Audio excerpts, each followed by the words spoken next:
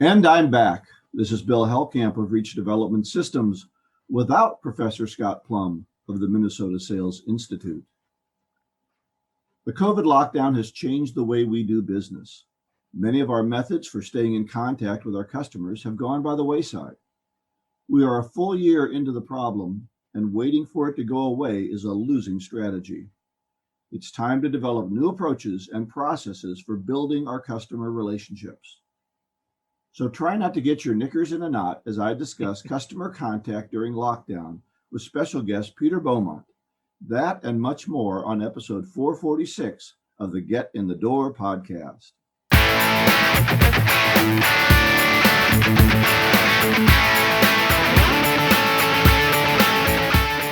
So Scott's not available this week due to a friendship emergency. What I mean by that is a friend had an emergency and Scott decided to take some time off to go and help him. And that included time off from the podcast. So we have a guest with us today. Please welcome Peter Beaumont. Peter, tell us a little bit about your career in sales and what you do with all that experience. Hi, Bill. Good. Thanks for inviting me on. You bet. And I hope the professor's doing well, and particularly his friend. So I'm getting on up there, so I'll try and make this short. It's a long career. It's a long career, and I don't want to meander around and forget where I went. So first sales job was with Cadbury's, the chocolate people, and they gave me 6-week training and came out of that and hit the ground, I think, running. Although there's some stories where if I worked for a chocolate company, I think I would sample the wares too much. Well, here we go. We're going to deviate into stories. So, but you're right. I did that. B, I put on about 5 pounds in the first 3 weeks because we had sampling opportunities. And so it doesn't get very hot in England, as you probably know.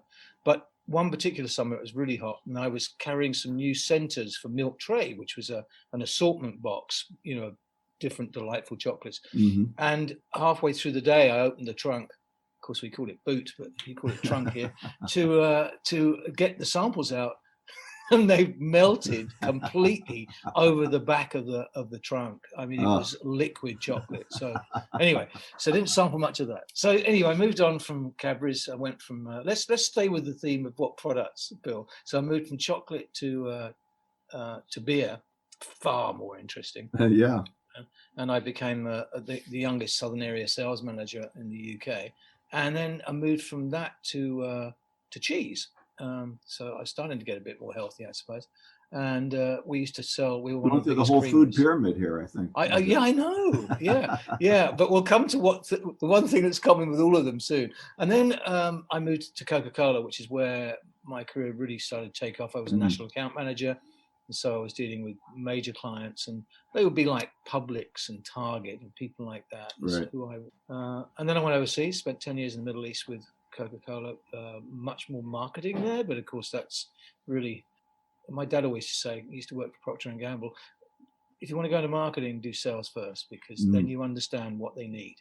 And so it was very good advice. Right. So spent 10 years in the Middle East, moved to Vienna, Austria. I spent 10 years there, and then Germany for 5 years. And most of this was the Coca-Cola company. And then I ended up a general manager for an agency in Germany, and then came to the States, 2008. So both marketing and sales. Yeah, very much so. Yeah, that's a great marriage. And I think too often there's not a good communication between marketing and sales, or as you say, a good understanding of what sales needs versus what marketing is doing. I completely agree. And in various divisions of those companies I worked for, so Philip Morris, Coca-Cola, and then latterly an agency, there was hard divisions. I mean, they disliked each other intensely. Right. There was a turf battle, which is the last thing you need. So often people just don't communicate, and it's because they're angry at each other or they want power of some sort. So yeah, mostly power. Yeah, you're absolutely right. It's all about turf, and so who should be calling the shots, and so. Well, excellent. Well, that's a nice background. Now, what do you do with all that now? What's your business now? When I leapt off into consultancy, which was back in 2012, I took something that had been with me that I realized was really important throughout that sales marketing piece in corporate, was to build relationships, and not just externally, which was of course most of what I did, but also to build them internally. And sometimes we forget that we've got to do that too. And what I'd found is that relationship building was very ad hoc. It was very transactional, and it's still, we see it all the time. You ask somebody how they built a relationship, they say, "Oh, I play golf with Jack every week. We're really good mates." Right. Yeah, but is that really a good relationship? Will Jack actually stand up for you in a deal with his company? Yeah, I visit them and we have a chats. Yes, that's right. Yeah. Or if you say, how's the relationship? Oh, it's strong, very strong. Yeah. Well, how do you define that? So what I'd learned, and you've heard this story before, because I think I briefly went through it at PSA back in March. But what I discovered, I had 30 countries reporting to me when I lived in Vienna, looking after the McDonald's business, and our job was, believe it or not, to sell to McDonald's. You think it would be an easy job for Coke, but it's really about, as you know, when you've got existing customers, it's about selling more. And how do you get more penetration? And so when I used to go to these countries, I realized that I got the same thing you just said, right? Oh, we go and have a chat, or yeah, I've got a strong relationship. But I couldn't evaluate it in a 3-day trip as to how strong the relationships were. And there are normally 4 or 5 players at least involved in that contact that person in the country would have. And so I came up with a matrix system on a spreadsheet, which started to evaluate and classify what strong really was, what strong, good, and weak, and where we needed to build the relationship. So that was really what took me into my consultancy. Yeah. Well, that's great, and I know we're going to talk about that a little bit here in a few minutes as we talk about how do we have those customer contacts in a lockdown when I can't go visit them and sit in their office and say, "How's it going?" And so it's a whole different world out there. So I don't want to explore that now, but I know.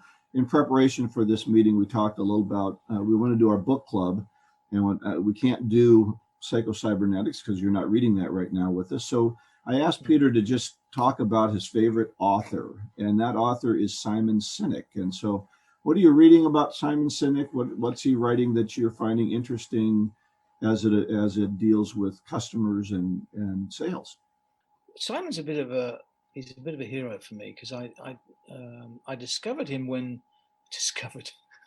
well, yeah, you discovered him. I discovered that's so him, nice so of you. that's why he's famous. Yeah. So well, I found out that he started to agree with some of the things I believe in. So that's good.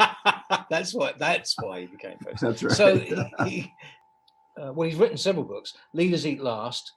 Start with why, and then he followed up with a practical guide to find your why, and then he's just recently written The Infinite Game. So if you'll allow me just to dip into why he attracted me, and then I'll talk a little bit about the book I'm reading, but also the last book he's written, which I think is also interesting too. But he just got a very well renowned for his direct views and interesting out of the box views, and one of those was the golden circle. He talked about the why, and if I can just explain that. So he says why is just a belief. So, and he uses Apple as examples, and I think I realize Apple's an overused example by a lot of people, but it seems to work for his work. He says, if I draw a circle and I write why in the middle, and then the next circle is how, and then the big circle is what. Most companies, when they sell, they start with, this is what we do, right? So we make computers, and how we make them results in this great simple design, but they never talk about the why. They sort of, they say, so buy one. What Sinek says is, no. You need to go around it the other way. You need to say something like, which is what Apple do, which is, we think differently. How do we think differently? We make things simple. Right. We engineer it with a really good design. And what that results is in really good, elegant looking products. Now, do you want to buy one?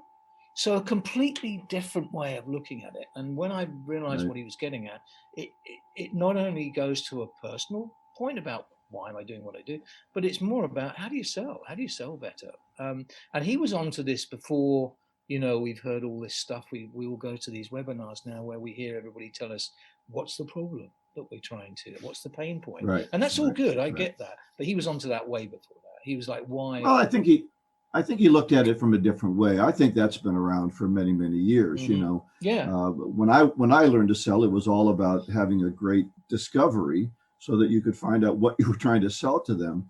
And I think the problem is even worse than what. I think it starts with who, in that, let me tell you how wonderful my company is. Yeah, And yeah, and yeah. let me how many locations we have around the world, and how powerful we are. And then, maybe I'll tell you a little bit about my product, and then you should buy from us, mostly Right. because we're wonderful. Right. Now, this is maybe going off topic a little bit, but I'm really challenged by companies that now have kind of taken this why to heart, and they spend all their time wearing colored ribbons on their lapels about how socially aware they are. And is that the same thing? Because this is what I'm really seeing companies get into. We are socially aware. We think things are bad and people are bad. And if you buy from us, people will get better. And if you buy No, from yeah, us, you'll right. save the world. And I'm just, it's almost enough to make me vomit. I don't even know anymore if they're selling anything. I can't watch a commercial anymore. You're marketing. I can't even watch a commercial and know what they're selling anymore because they're Well, spending 30 minutes telling me they're socially aware. it's funny you say that because as you said it, it reminded me of some of those commercials during the Super Bowl. Some of those were um, just, I didn't even know who was advertising I them. wasn't sure after the tagline what they meant. So. Exactly. So, and there's some of them were really tone deaf. So I think that's taking way beyond what cynic meant, to be honest. And I agree with you, this lapel stuff. Yeah, that's fine, but don't take it to the point where you were hanging your complete hat on that. Well, his It's why not, was about the product, right? It sorry. was his why was about Yes, but the product. yeah, We were innovative, and it aligns itself to the product, not, we think, humanity is bad. Let me tell you about my product. right, right. So it was within the confines. That's right. So what people have done is broaden it out, and I don't think it works because then you lose what is called by many leaders. You lose your core focus. What are Mm-hmm. you really about? Right. What is your niche and what is your core focus? And so if you read Traction or any of the books like that, they talk about your purpose, cause, passion, which is completely related to why you started the company, but it's Right. related to the product. And then what is your niche? And those two things fold under your core focus. And I think what you're describing is back to sales. It would make it difficult. It makes it difficult for your salespeople to sell a product when your why starts to get distorted. And it also causes us to misinterpret what your goals are as an organization. Is my Right. goal as an organization to be a socially aware entity, and we happen to do business to do that? Or do we create a product or a service, and we're guided by our social awareness Right. in the Yeah. decisions that we make? Mm-hmm. Yeah. Fully agree. So I think they can go together, but I don't think that's the lead. But it seems No. to be the lead now. I really have been watching a little bit of Simon Sinek. I read his Start with the Why book a number of years Mm. ago, and really enjoy him. You talked about leaders eat last, and he uses an analogy of a SEAL team, I think, when he likes to talk about leadership and how much leadership is servanthood. Yeah. Right. He did a lot of work with Marines, with Navy SEALs, uncovering what it was that made them good leaders. Mm-hmm. What was it? And one of the things that he uncovered, and he's called his latest podcast, this is optimism, and it was the way that they were constantly optimistic rather than always picking on the negative things. And then he uncovered something else, which led into the infinite game, which is so many businesses operate in the finite game, and he draws a parallel with the finite game being it is like a sport game. The game starts, there's a half time, or in your games Mm-hmm. there's quarters Mm-hmm. and timeouts, and then it finishes in the Right. game, and there's a result. But business isn't like that. Business is like marriage. Hopefully it's not a finite game. It's consistently evolving. It's an infinite game. We're in it for the long run, and it's the same with business. And Right. what he says is the infinite people go into run business like the finite game runs to people being laid off, costs being stripped out, stocks and shares being done for the short term. And he argues, and I agree with him, to build big brands in the future is going to be extremely difficult. I mean products. I don't mean brands like Amazon or brands that are in the service industry so much as products, because the stock exchange doesn't have the wherewithal. Right. They want quick turnover and want quick profit. money. So that Quick they're money, in the yep. finite game. They're not in the infinite game, right? I'll tell you a story about that. My father-in-law opened up China as a sales manager for Caterpillar Tractor in 1971, 72. Really? Yep. I never knew that. No, and I talked to him about that once. He said it was very difficult because Caterpillar expected, and Wall Street expected, quarterly reports about how they were doing. And they were going up against Komatsu that had a 25-year willing to lose money project in China to own that business. And Lost he said leadership. That's right. Well, it was we've got a 25-year plan, not a quarterly, you better be profitable. Mm-hmm. Right. And he said it was very difficult to navigate that and to sell in that when Komatsu was willing to do anything for the customer and I had to make a profit. It really hurts us, I think, on the international stage if we have to look at everything being a quarterly profit or a rise in the stock price. I agree. And that's part of his argument, Bill, that the finite game is taking, not only does it impact on a longer term the bottom line, but it's affecting the way employees react, and because you can't build loyalty in the workforce because you're hiring, Yep. depending on the latest P&L. Yeah, no, they want loyalty, but they don't want to give any loyalty. Correct. And it's just amazing. And I think businesses were surprised in the 80s when employees figured them out and said, you don't get loyalty from me. I'm here for the short term, and if I have to quit to move to another company, I will. And companies are like, well, we're losing our best people. Of course Right. you are. That's who takes the opportunity to leave. The bad ones are the ones that stay when you do these sorts of things. And the good ones, they jettison themselves and go to another opportunity. And they really hurt their own business. I completely agree. And there's a great quote on Cynic, which is when the people have to manage dangers from inside the organization itself becomes less able to face the dangers from outside. That's right. That's right. It's a great quote. It fits. It is. And we're gonna use that quote to close down this discussion because I do want to have the time to talk about our customer contact issue. So this segment of the Get in the Door podcast has been brought to you by The Art of Prospecting, your guide to getting in the door, by Steve Kloida. Steve Kloida was known internationally for increasing salespeople's ability to make solid appointments with qualified prospects. You too can learn this essential skill by ordering a copy of his superb book, The Art of Prospecting, your guide to getting in the door. In this book, Steve shares the top strategies and tactics he has developed, implemented, and personally tested with more than 1 million sales and prospecting calls.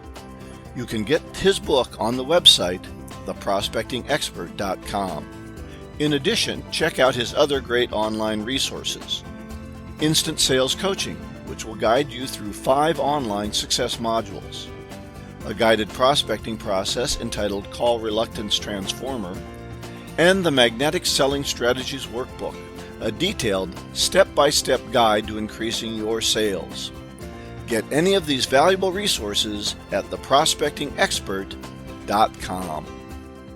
Well, Peter, one of the things we wanted to talk about was customer contact during lockdown. And you also wanted to associate that with how do we choose those customers that we're going to give more or less contact to. You alluded to a system that you had, a charting of which customers were more valued. Tell us a little bit about that and what your thoughts are on customer contact.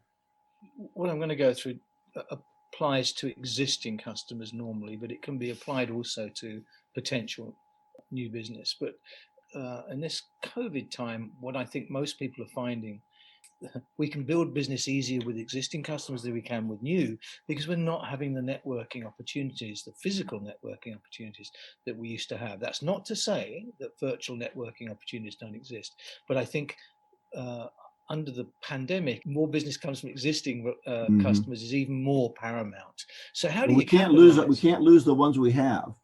So because it's going to be even more difficult than in whatever we Right. call normal, Right. to get the new customers. But So, it's harder for your competitors to find them too. So that's correct. so. Yeah. So but you still have to build, that elusive value that everybody talks about, and we can talk about that a little bit too, as to how you build value in these COVID times.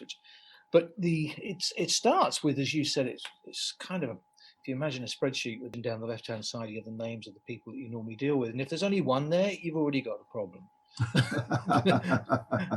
Because right. if they go under a bus, or as we say, then who's going to? Or they change jobs, which they change jobs, which happens in these days. What, 3 to 5 years is most is leadership job limits. So absolutely. So you're going to have some alternatives. By the way, the other one is as well is, if you don't have a relationship with the finance people, your bills are probably not getting paid on time. So you also need to make sure you have deep and wide relationships. So if you imagine you've got them listed down, and then across the right in your own firm, and it may be just you, and that's okay, or maybe some others involved. How good is your relationship with each of those people? And by the way, you have to classify that. So what is it? What do you define as a good relationship? What do you define as strong? And so is it that they ring you 3 times in a month to ask for your advice on one of those? Whatever that is, you define it very, very tightly. And then you look at that coding system, which is sort of red, green, yellow, and go, ooh, now what do these guys do? What are their jobs, and what role do they play? And then when you've cast that, and we talk about whether they're they're a gatekeeper, or whether they're a user, or whether they control the budget. So and you can make that longer if you want, but the 3 things are the critical ones. And then you can tell from that simple grid system, oh, there's somebody here as a gatekeeper, and we have a weak relationship with them. We understand who we should be building those strategic relationships with. Then we can be a lot more targeting, if you like, about where we spend our time. Right. And I think if I may, Bill, just to add to that for a second, there was a guy that did a study in England years ago. His name was Robin Dunbar, and he did a study on how many how many relationships we can all have and manage. And he said humans really have a natural limit to the number of meaningful relationships they can have. And he said the average human brain size extrapolates from the results of primates that humans can only have about 150 stable relationships. So if that's the case, we better be very targeted about where we spend our time. Well, I think the nice thing about a document like you're describing is it would show where I'm weak in an organization. And I would bet for most salespeople, they might have 1 or 2 contacts, but they don't have a broad and rich relationship with enough people in a major client. Right. No, I agree. And so what it does is, and most people, Bill, it's a good point, because most people don't look at where they're weak, and they just assume they've got strong relationships everywhere, right. And don't look at where they may have their gaps.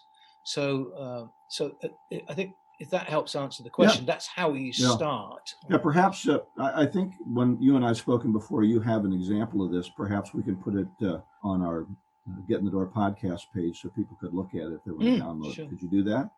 Yeah, absolutely. So let's transition then into what can we do to increase the contact with some of these people that we're not contacting, now that we can't, as we said before, plop into their office and go, well, Larry, how's it going? Which is not really very much of a good contact anyway.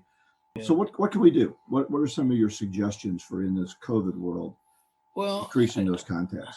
Some that we used to do can still work in this pandemic world as well. But so the first thing is, I think we need to look at how we communicate with people. So in the past, just to take your example, we can't do that anymore. So how else are we going to introduce ourselves?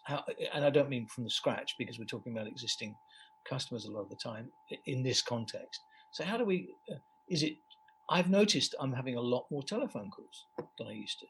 Right. I know everybody's doing Zoom, but you know what? I actually offer the option now of Zoom or phone, because some people don't want to go on. They've had enough of Zoom. They're quite happy to have. And by the way, I've noticed. And they didn't shower that morning either, so. Yes, exactly. I don't want to be seen on Zoom. I've seen more baseball caps now than ever before using Zoom. Yeah, that's very true, actually. But the phone thing, I think, is really particularly good with maybe not existing customers as well, because they're more open to that than this intimate Zoom thing. So suddenly people are open to the phone again. So I think that's one thing. I think to bring value to the relationships, to keep the contacts going, there has to be a reason. So some of the things I'm doing is making introductions for people. So we used to give a card and say, I'll send you an email. Now we can introduce them via LinkedIn, for example, and say, hey, I think you guys may get The interesting thing is during COVID times, people have actually, I've noticed they're answering emails more than they used to. And they're taking networking more seriously than they used to, because guess why? They're not traveling anymore. They're Right. not quite as stressed. They're not in a car going from A to B. Yeah, I've seen the same time. thing, that people are a little bit more open to having a discussion than they were before. And that's a value. That's important. Yeah, I totally agree. So suddenly there's more time available for them to do those sort of things. I'm doing a lot of sharing market information. So again, I have more time to do some research on what's happening in industries. And so I pull numbers or data and send it in a PDF to somebody who may not get it from within their own company normally. That I've found I'm getting a lot of response from. Thanks for sharing. And I always say, if you don't want me to send these, just let me know. So leaving it like almost an opt-out, right, if you like. Right. So I don't use automated in this particular example. I don't use MailChimp or anybody like that. I'm only talking about 30 or 40 people I do this with. The other one is inviting them into networking opportunities that you think may benefit them. Not what they're going to get sold to, but where they get the opportunity to meet other business owners, for example. So that's another thing that I use as a way of adding value. And one of those, to add on to that, is there's a lot of virtual conferences now. Some of them are good value, and some are not. So you've got to be careful when you start recommending things to people. Your credibility is at stake, because if it's not a good experience, they're not really going to listen to your recommendation second time around. Correct. But I have suggested people that they join me on a virtual conference. Another one is I have actually in 2 cases recommended at their leadership team meeting that they have a speaker, an outside speaker that I've known about a subject I know they've been struggling with. And so rather than just listen to me giving advice or coaching, maybe they have somebody else come in who's gone through a similar situation and can give them some concrete examples. So it sounds like the common thread here is that you're offering different ways to serve them. You're offering different ways to expand their marketplace, rather than, as we talked about, virtually plopping down in a chair and saying, how's it going? You're saying, here's something that may help you. Here's an article, here's an idea, here's a networking opportunity that may help you to grow your business during these times. And I'm willing to make those connections for you. Correct. Very good summary. This is exactly. So all I was doing is giving examples of exactly what you just said. Yeah. Yeah. Well, that's great. And I think we can do that more often. One of the things I think we make the mistake about is thinking, well, I used to visit, once every other month, so I'll call them once every other month. And I think that that's a dangerous idea in this time frame. Just like working with a remote workforce, we need more contact points, shorter but more contact points. So rather than an hour meeting once every 3 months, maybe I should schedule 5-10-minute meetings during those 3 months. Same amount of time effort, but now I have a lot more touch points with people, so they remember that we're around, versus so many long ones that we might have dealt with in the past. No, I think it's a great point. We've got the opportunity to do a lot more. I think when we do a physical meeting, we want to wring the most out of it. So we spend, that full hour full on getting, and then, that's a lot of time, a lot packed into that hour. We don't have to do that now. We can reach them in other ways on a more regular basis. Yeah, I totally agree. But again, each time bringing some sort of value to that meeting, a new idea, a new product, a new focus, a new scope, new information. That's right. Because unless you do that, they're not going to want to have those regular touches, right? Right. It's like having too many meetings at the office. Yeah. Well, we have our Monday morning meeting every Monday. Well, what are we going to talk about? Well, it'll come up. Well, that's not well planned, and it's not a good use of my time. So let's make sure that we're talking about something valuable. Right. Otherwise, everybody's on their devices. Excellent. So as we wrap things up here, any other final comments on customer contact during this time?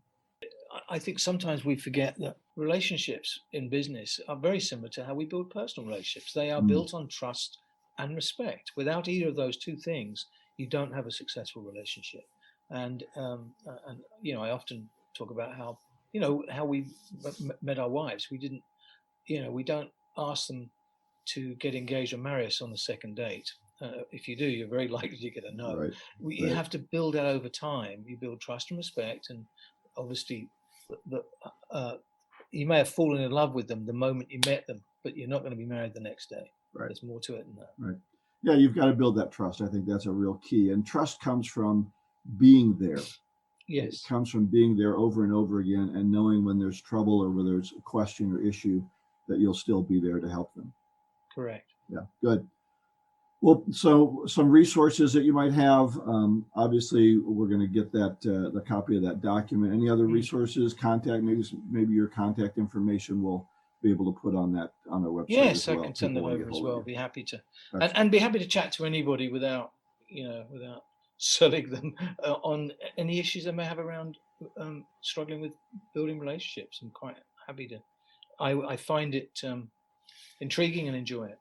Well, thank you, Peter, and thank you for working with us today. We do have one more segment, but this segment has been brought to you by the Jumpstart Sales Coaching Program, presented by the hosts of the Get in the Door podcast. Business is heating up, and now is the time to get back on the selling track. While others wait for the market to improve, prospects and opportunities await you now. Perhaps you want to be more productive on your prospecting, or you'd like to increase your closing percentage. Maybe having meetings online is not as comfortable as being in person. Sales reps are telling us they need some honest accountability and skill development to rise above the competition. Whatever your reason, this is the perfect time to engage with an experienced sales coach. That is why the host of Get in the Door podcast, Professor Scott Plum and Bill Hellkamp, have developed the Jumpstart Sales Coaching Program. For only $495, you can receive personal coaching from the same sales professionals you enjoy on this podcast. It all starts with a discussion to give us your insights into your specific goals, challenges, needs, and motivation. After your 1-hour online session to jumpstart your coaching process, you will receive 5 more half-hour individual coaching sessions to enable you to make improvements over time and create new habits. Most salespeople make their money back with just one sale. Go to getinthedoorpodcast.com to contact Bill or Scott about the Jumpstart Sales Coaching Program. Do you believe you deserve better results? Now is the time to invest in yourself and invest in your future. So our closing today, Peter, is our golden nugget that we have each week. And I picked a Simon Sinek quote: "You don't hire for skills, you hire for attitude. You can always teach skills." And I find this, especially in sales, we keep hiring people that got fired by other companies that sell our product. And they got fired for a reason. Quit hiring the losers from other companies and start hiring somebody who has the skills, the attitudes you're looking for, the work ethic you're looking for, and then you can teach them about the product. I love the Cynic quote, by the way, because it's so true, and I agree with you. So many times I used to hire people not just because they had the direct qualifications I was looking for, but because their attitude. I could tell that they were trainable and that we could not mold them, but give them the training to go with the attitude. I was reading recently about Ross Perot, who built his multi-million empire on exactly that kind of thought process. He hired people for based on instinct, but attitude was what he hired them for. They had to have some of those credentials, but it was basically attitude. Well, I'll tell you, as somebody who has trained people for 30 years, you can train on attitude, but it takes a lot of work. You can teach skills much quicker than you can teach an attitude and break an old bad attitude. So I'd rather teach skills than trying to teach attitude. Well, thanks, Peter, for being with us today. We really appreciate it. All the information we talked about, Peter's contact information and that chart that he mentioned, will be at getinthedoorpodcast.com. So look for it there. Next week, we will, after missing what we were going to talk about this week, we will go back to that. That's chapter 4 of Psycho-Cybernetics by Dr. Maxwell Maltz. Dehypnotize yourself from false beliefs. Our topic is becoming an expert. Go out and get better, one skill at a time. And as Professor Plum would say, joyful selling.